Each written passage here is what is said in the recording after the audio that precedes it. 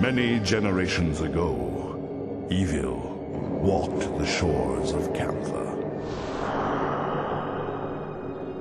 It rode the wind and skulked in the shadows. Guild Wars is an online, multiplayer fantasy game that's split up into PvE and PvP. PvE, or Player vs Environment, is the cooperative role-playing component that has an actual storyline. Speaking of which, the story is fairly typical when glanced over. Your home/tutorial area comes under threat from enemy faction X. Your heroic leader NPC type forms a plan to deal with said threat, not everything goes as planned, and you end up with the makings for the rest of the story. If you look deep enough though, you'll find more lore than your average Tolkien novel has, which is good. Before all of that, however, you'll need to create a character. The original Prophecies campaign has 6 distinct professions to choose from, with the other standalone games adding 2 more professions each. Each profession plays differently, and has unique looks to easily identify them, but for the sake of time, here's a brief summary.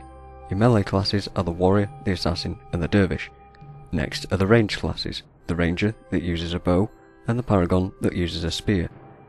The last 5 classes are spellcasters, Necromancers which have a deathly affinity, Elementalists are your standard magic users, Mesmers can manipulate the battlefield, and lastly you've got Monks and Ritualists which are both healer classes that can also be used offensively.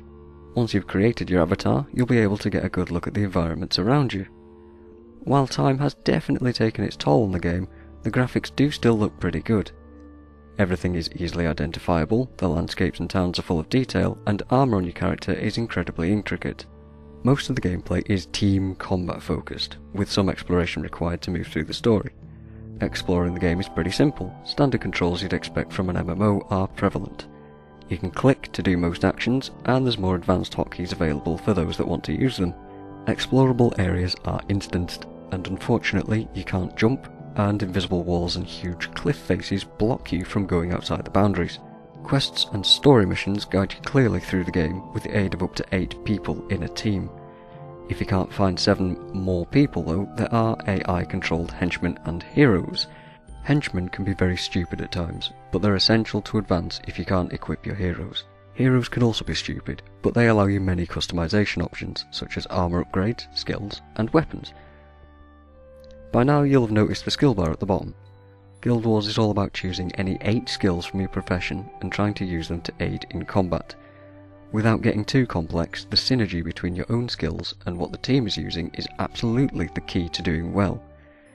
For example, I might use a skill that sets people on fire.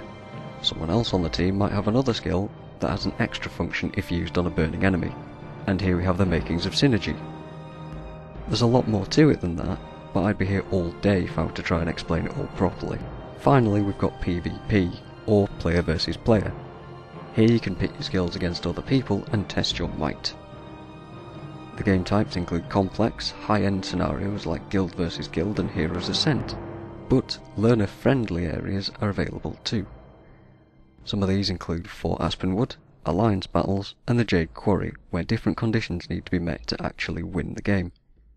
Guild Wars has a lot to offer and is, arguably, the best value for money game that I've ever bought. I'm MagicalMike, and I'm really quidsing with this game. Cheers.